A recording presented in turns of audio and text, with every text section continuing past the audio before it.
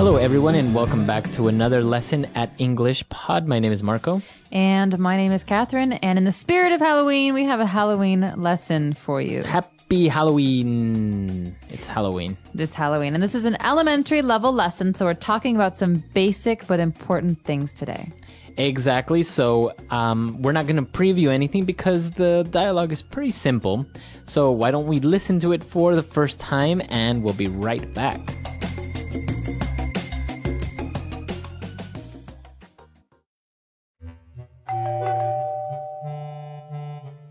Trick or treat. Tom, aren't you a little too old to be trick-or-treating? What are you talking about? Where's your Halloween spirit? Didn't you ever dress up in a costume and go around the neighborhood trick-or-treating with your friends? Of course I did, but when I was 10, trick-or-treating is for kids. Plus, I'm sure people think you're a kidnapper or something, running around with kids at night. Whatever. I'm going next door. I heard Mrs. Robinson is giving out big bags of M&Ms.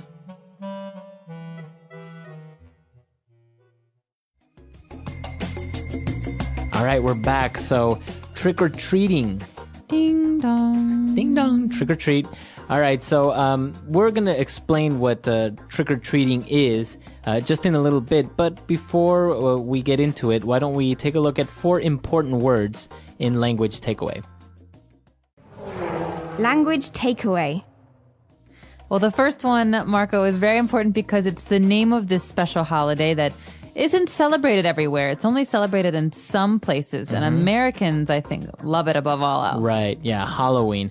Now, this actually comes from All Hallows Eve, right? That's right. So it's the night of the spirits of the dead.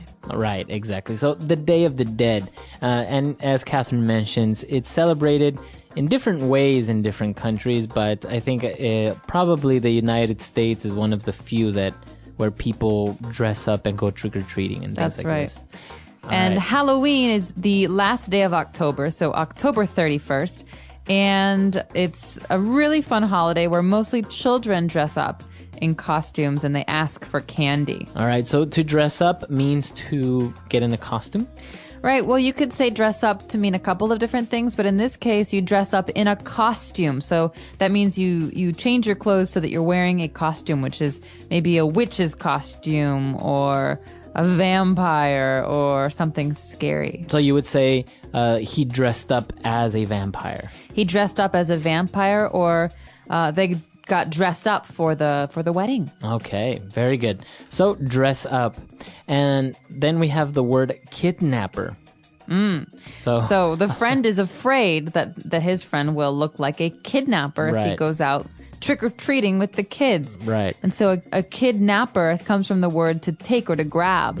So kid grabber. And that means that you're going to take children from the streets and steal them. Right. But you can kidnap an adult, right? So it's not only for kids. That's right. It's for any kind of person who you take without them wanting you to. So against their will. Okay, kidnapper.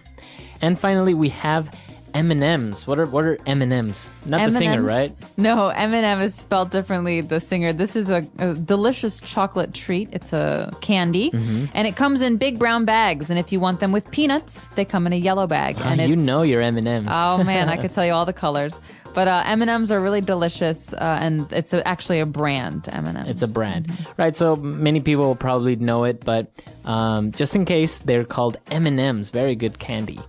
All right, so these words were relatively easy and simple, so why don't we listen to our dialogue again? Let's slow it down just a little bit, and we'll be right back to take a look at Fluency Builder. Fluency builder. All right, we're back. So on Fluency Builder, we promised that we were going to look at this word trick-or-treating, so let's look at it now. Trick-or-treat, it's a verb, right? To trick-or-treat. To trick or treat, and it comes from the words that we say when we're children to the person whose door we knock on. So, for example, Okay. I say, And then I open the door? I say trick or treat. Okay, so what are you supposed to do in this when somebody says trick-or-treat? Well, I'm a child, I'm holding my bag, and you're supposed to say, Happy Halloween, and give me some candy. Okay. All right, so trick or treat means you could either trick someone, you could play a trick on them, like scare them or put some toilet paper on their house, or you can give them a treat. or accept a treat. And so the idea is if you don't give me a treat, I will do something bad to you. I see. But this doesn't really happen, right? Like when really. kids go to people's houses, they say trick or treat and then they get candy automatically. Almost automatically, yeah. Sometimes people avoid the holiday and they close their doors and lock them and they don't answer the door. Yeah. And that's when someone maybe throws an egg at the house or does puts something toilet mean. paper on their tree. Yeah. So trick or treat is what we say, but it's also something we can do. So we can go trick or treating. Go trick or treating. Right. Okay. Very good. Trick or treat. And now we have another phrase here that's a little bit complicated. But when the friend answered the door, he said, "Aren't you a little too old to be trick-or-treating?"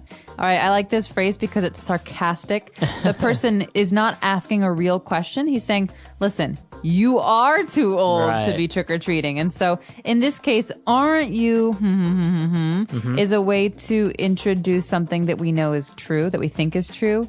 It's kind of rude and sarcastic. So if I say, "Aren't you supposed to be at work?" Oh. Right? Shoot.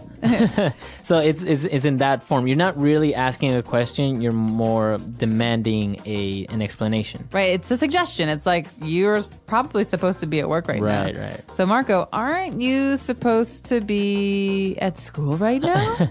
So do we always, but we always use it in that sense, right? Aren't you? And then... Yeah, aren't you? Aren't you a little old for that kind of an outfit? All right. So aren't you?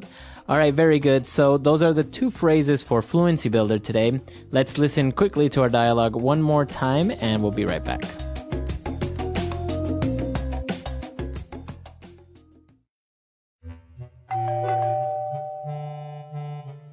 Trick or treat. Tom, aren't you a little too old to be trick-or-treating? What are you talking about? Where's your Halloween spirit? Didn't you ever dress up in a costume and go around the neighborhood trick-or-treating with your friends? Of course I did, but when I was 10, trick-or-treating is for kids. Plus, I'm sure people will think you're a kidnapper or something, running around with kids at night. Whatever. I'm going next door. I heard Mrs. Robinson is giving out big bags of M&Ms.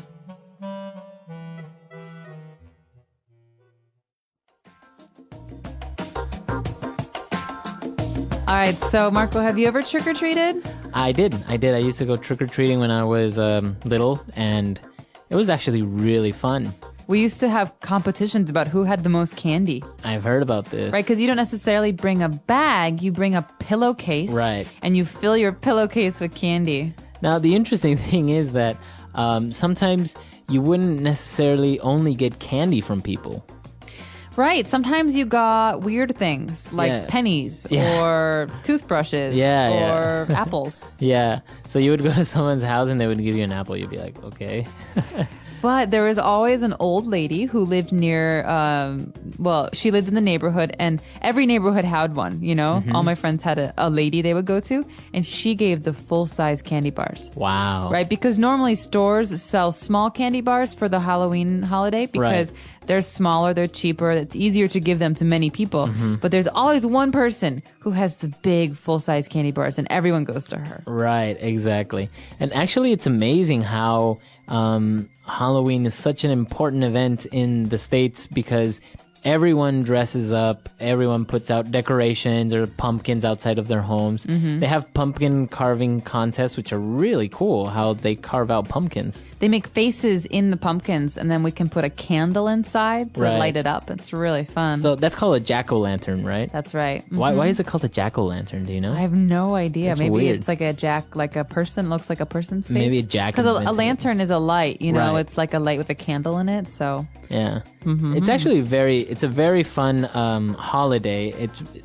It's really interesting, and it's kind of strange when people really oppose it because they say that it's it has to do with the devil, or it's a pagan ritual and things like this. But it's just good fun. It's fun. It's silly. Everyone likes to dress up in a costume. What was the weirdest costume that you've dressed up as an adult or a child? Because I know you've dressed up as an adult as well. I dress up every year. I was Pippi Longstockings last year. Well, as a child one year, I dressed up as an injured soldier because, like, my dad was in the military, so we always had fatigues around the house. And so I used his fatigues and I, like, put blood on my my face and I had crutches. And people thought that I really had a broken leg. Wow. So they used to give me double. They gave me that year. They gave me double the candy because they thought, oh, here's a poor girl on crutches. And trick-or-treating. And my costume was an injured soldier, so they just didn't understand it. It's really funny. Nice. Well, we want to hear about you guys if you go trick-or-treating or if you dress up for Halloween. I know that many places around the world have parties or festivities for Halloween and people dress up. So come to our website, EnglishPod.com. We'll see you guys there, and we'll see you guys next time. Happy Halloween. Happy Halloween.